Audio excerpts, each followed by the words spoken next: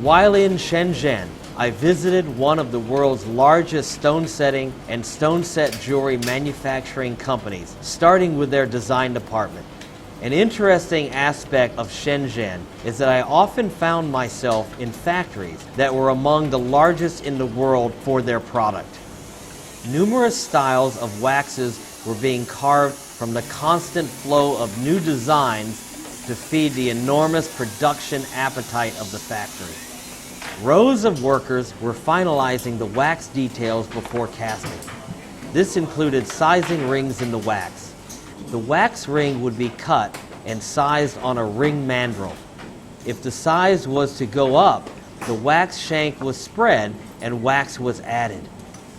Then the outside and inside of the shank was filed and wax was added to fill any voids, so that the cast ring would look perfect from the inside and out with no seams.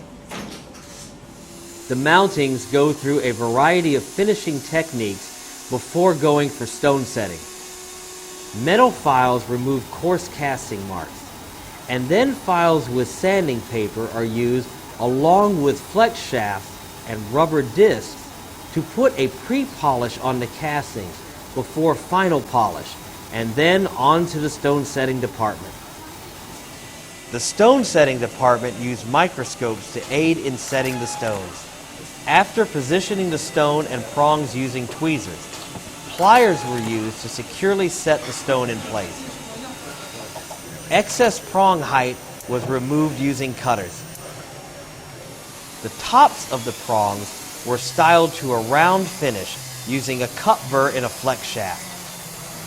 Many of the settings involve small diamonds in intricate settings using a beading tool to set the stone.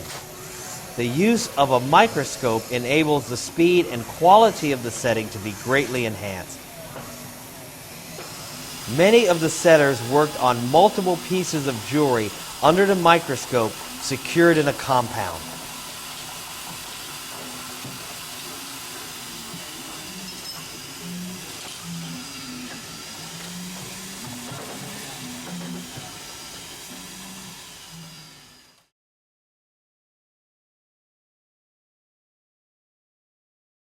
Along with flex shaft with sanding paper,